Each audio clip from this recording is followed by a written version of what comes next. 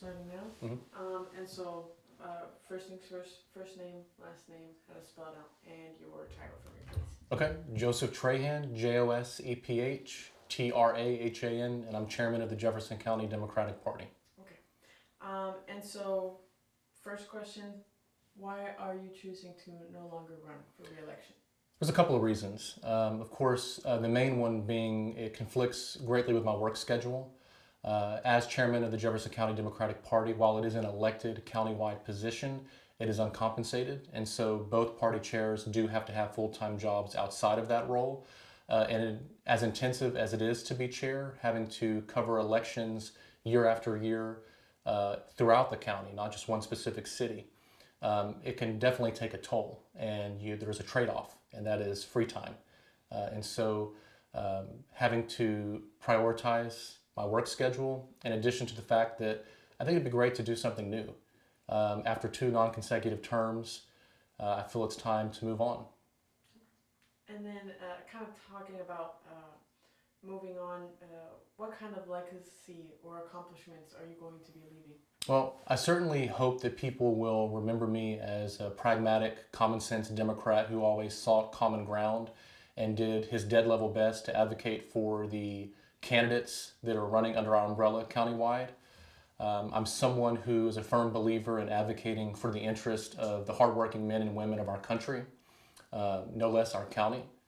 I have a lot of respect and belief in the Constitution as well as fairness in government, and ultimately promoting governance with a conscience, making sure everyday people are taken care of, and supporting people from the bottom up, not the top down. Okay. And then you kind of mentioned this in a statement before, but can you kind of tell us, do you have any plans for after? Absolutely. I do intend to run for city council here in Beaumont in 2027. I'm not an official candidate, haven't filed a treasury report, so I will not be campaigning nor soliciting campaign contributions until the time gets closer. My main focus is completing my term as chairman, which ends June of 2026. Okay. And of course, there's still not someone who has started to file to run for chairman yet, but what is kind of some advice that you'd give for the next chairman? Well, the individual, whoever they may be, needs to have a level head. They have to be able to multitask and navigate various personalities, agendas, and ideologies. Ultimately, you have to be well connected enough to raise significant funds to help supplement the campaigns of the various people who run under your banner. For example, as chair, I was elected at the height of the coronavirus pandemic. We were starting ground zero, trying to figure out what can we do to fundraise and promote our candidates during a historic time for our country. And so with that took a great deal of networking, making sure that we had a headquarters, making sure that we had a fund that people could contribute to monthly, known as a sustaining membership fund that I established, and then ultimately looking back, having raised over $600,000 for our local candidates. It takes a lot, and I wish I could have done more, but I am pleased with what has been accomplished. And it wasn't just me, it was the help of my executive committee and of course a number of generous donors across the county. Okay. And then being in this role for 2 consecutive years, what are kind of the challenges that you'd also like to mention for the next chairman?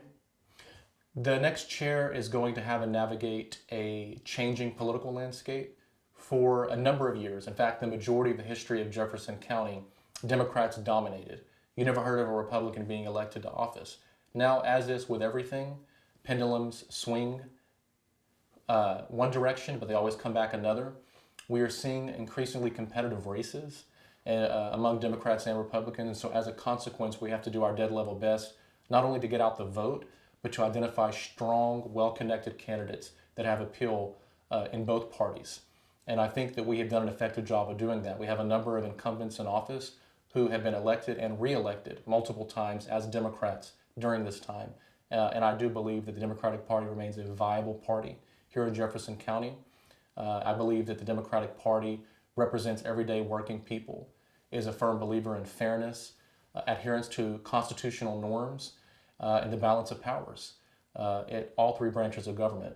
and ultimately making sure that any decision that's being made is in the best interest of most people, not just some people. Okay. And of course, what would you have done anything differently in your time as chairman? For me, I think I would have been more bold in my asks from people in terms of financial support and commitment. It is something that I've never gotten used to in terms of having to solicit campaign contributions, not only for myself, but for the party. Especially when you have a wide array of people who are supporting the party, who are doing good just to make ends meet. That was always something that I was uncomfortable with, but I feel that hindsight, I probably should have been a lot more aggressive in that front. Another regret I have is not managing to prevent the switching of parties among two judges here in Jefferson County, that being Raquel West and Kent Walston. For years reassured me that they would remain on the party ticket. And so it came as a surprise when they chose to switch, when I thought it was unnecessary. They would have received no major opposition, if any. And I thought that that was unnecessary, and it's definitely a great disappointment. And of course, now that you are leaving, can you kind of step back a little bit and kind of explain to us, why did you run in the first place for chairman? Well, the political bug has been in my system since birth. I come from a family of public servants. My paternal grandfather was Howard Trahan, a prominent civil rights activist in the history of Beaumont, served a number of years on the school board and made quite an impact. And then naturally, his son, my father, is a sergeant at the Beaumont Police Department with 31 years of service. On my maternal side, my grandparents, Ed and Faye Woodsmall, were longstanding leaders at the Beaumont Police Department. Ed was a captain, Faye was a sergeant, and of course, Faye was actually the first female police officer in the city of Beaumont and made quite a bit of impact and a difference in the department. So collectively, I have that background of people who believed in public service and being rooted here in Beaumont. And so it was ingrained in me from an early age. And of course, going off to the University of Texas at Austin, which is right next to the Capitol, that enhanced my interest. I was very involved on campus and better educated myself on the issues that matter most, that reaffirmed my identity with the Democratic Party. And then upon graduation, I returned home and I decided, you know what, there's an opportunity.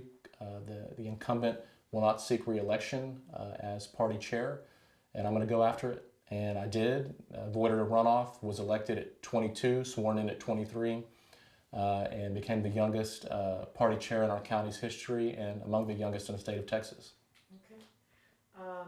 And then asking this just because, but of course we mentioned that there is no one running yet. So there isn't no one that you can endorse as of yet. Well, there's been a couple of individuals that have expressed to me an interest in running. They have not officially filed. But of course, my hope is that they'll be able to discuss with each other, maybe come to an understanding to avoid a primary. Because I would like our party as much as possible to focus on the general rather than getting caught up in primaries. Of course. And then one last question. So we are currently in a political climate where certain, in terms of party-wise, the climate is not as stable or as bipartisan as it should be. Correct. Can you kind of explain? Does that have any role in your decision at all, as well, next to what you said about time management, stuff like that? Well, I certainly think it's a contributing factor. The political landscape has changed drastically. When I talk to my elders, it's clear that what we are seeing today is far from what they're accustomed to seeing among not only how a president behaves, but how a Congress and Senate behaves as well.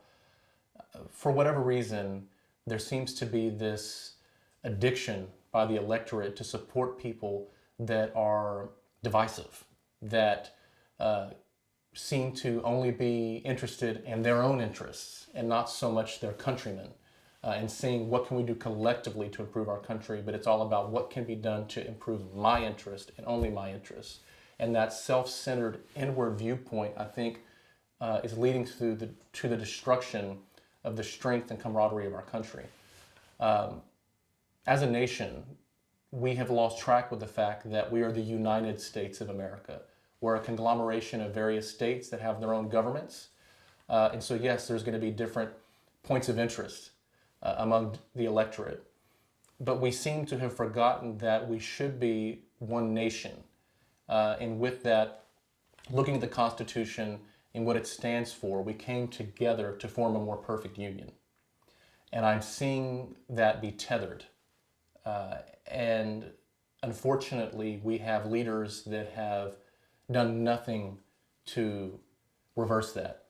And although I am a Democrat, I do think that we have to do a better job of focusing less on criticism of Donald Trump, which is warranted. I find him to be a repulsive human being.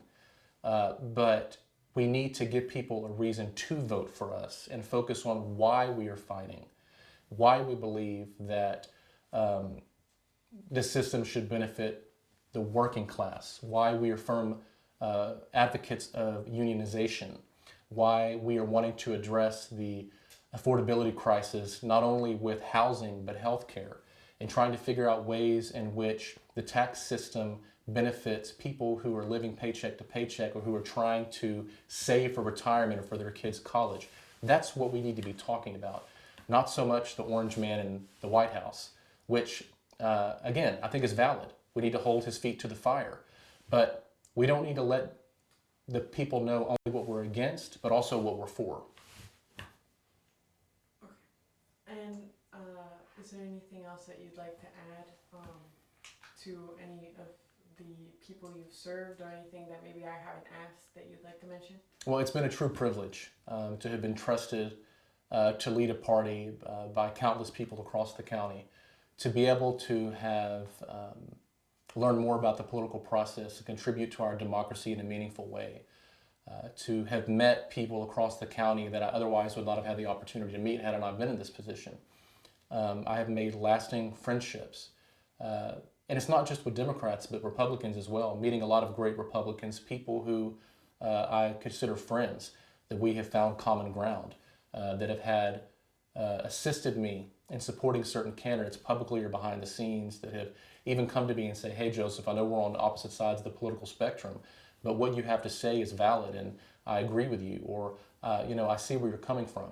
That's really rewarding and motivating for me to continue doing what I do, which is speaking directly to people and trying to figure out how we can find common solutions to the issues that ail not only the county, but the city of Beaumont, which is why I have interest in running for city council.